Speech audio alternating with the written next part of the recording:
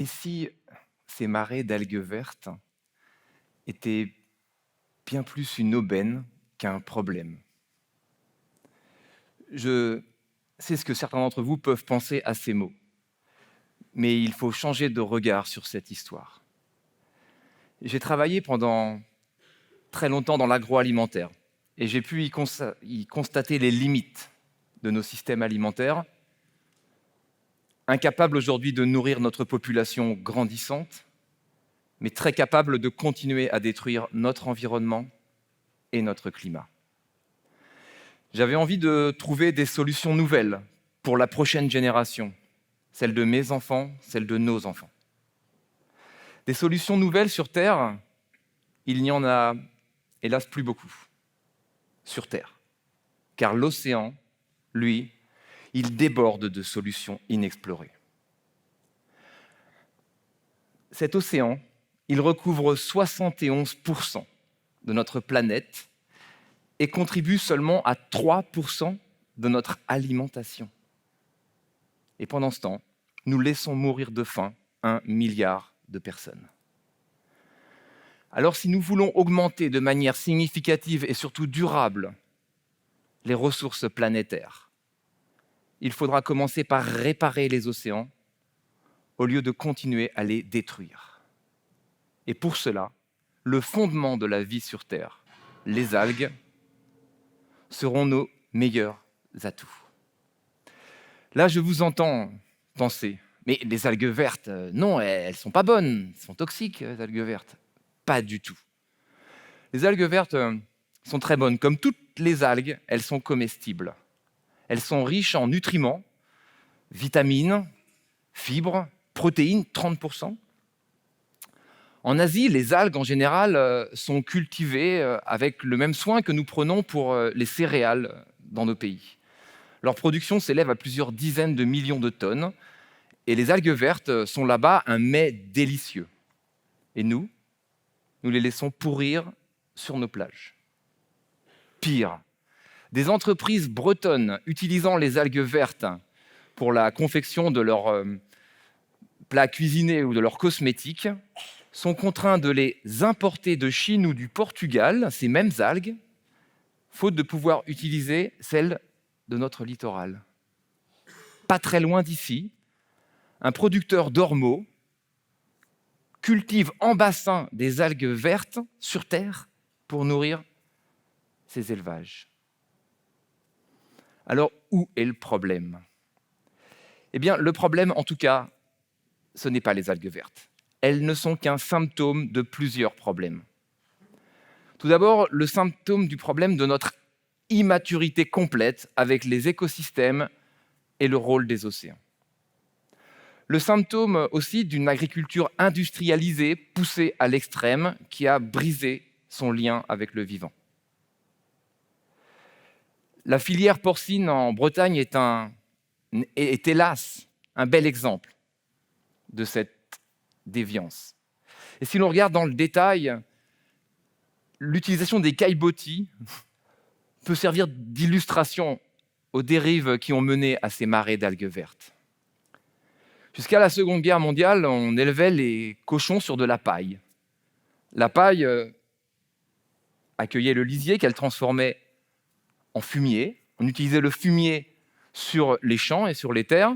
Il enrichissait ces terres qui produisaient des céréales avec lesquelles nous nourrissions les porcs.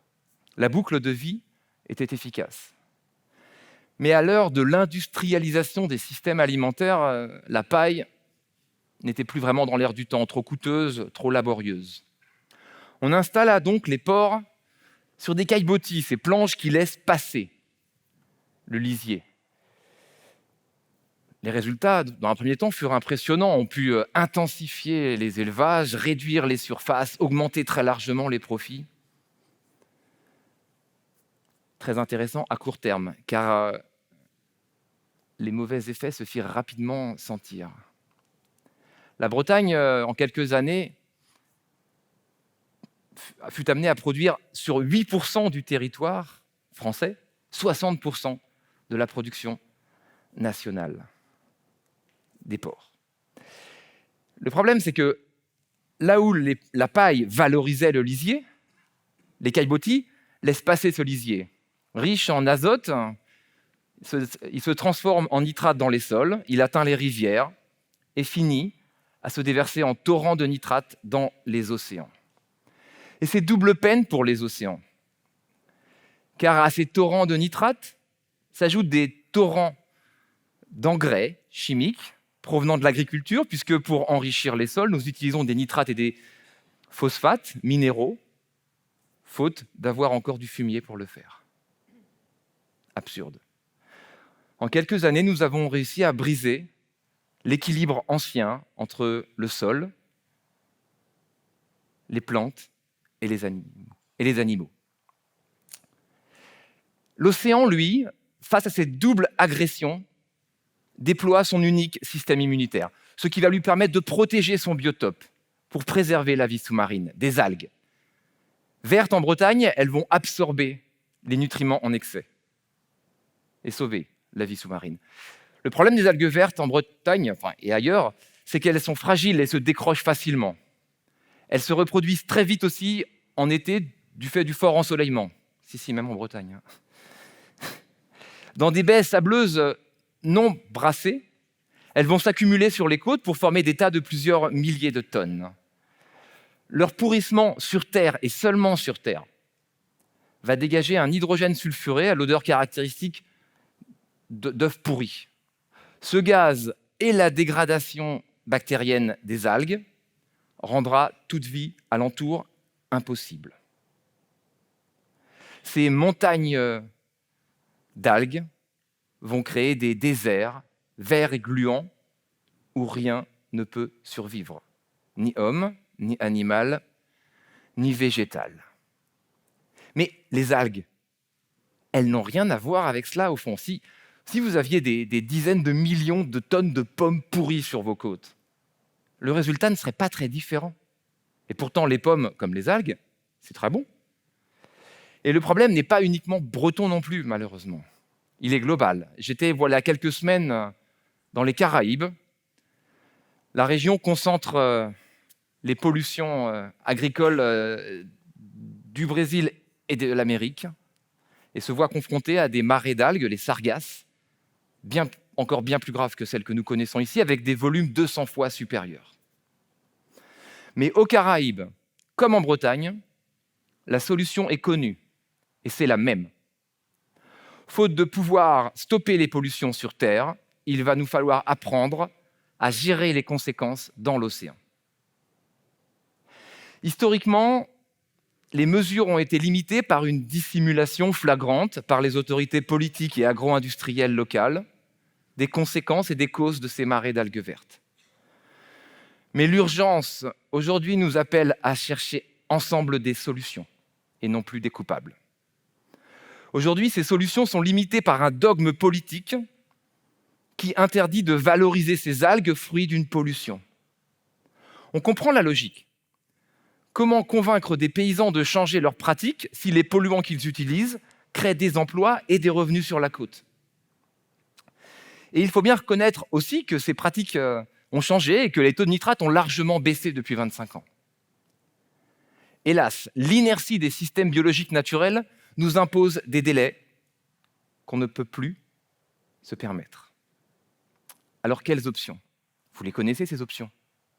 Depuis des générations, en Bretagne, on épand des algues sur les champs pour en favoriser la productivité.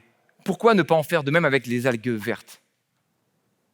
Très bien. Pour cela, il faudra aller les récolter en mer, avant qu'elles ne s'échouent et pourrissent sur Terre. Leur récolte est complexe car il faudra utiliser des machines qui risqueraient de dégrader les écosystèmes côtiers. Cela se pratique déjà à petite échelle. Mais essayons d'être encore plus malins et de faire d'une pierre deux coups. Les algues vertes sont fragiles. C'est le problème. Très bien. Imaginons que nous disposions, dans les baies les plus polluées, des câbles ensemencés d'algues brunes bien plus solides qui restent accrochés à leur structure. Ces algues brunes, en poussant, vont absorber tous les nutriments, phosphates et nitrates, empêchant la prolifération d'algues vertes. Une fois à maturité, il sera aisé de sortir les câbles des océans, couper les algues brunes et les ramener sur la terre, où elles iront enrichir les terres en phosphate et en nitrate. Nous créons ainsi enfin une agriculture régénérative et circulaire intégrant les océans. Nous reconnectons la terre et la mer avec un trait d'union de vie que sont les algues. Trop beau pour être vrai? Pas du tout. Ça existe déjà à très très grande échelle en Chine. Ce pays, la Chine, a déjà effectué sa révolution des algues, passant du statut de chasseur-cueilleur dans l'océan à celui d'homme civilisé cultivant les océans.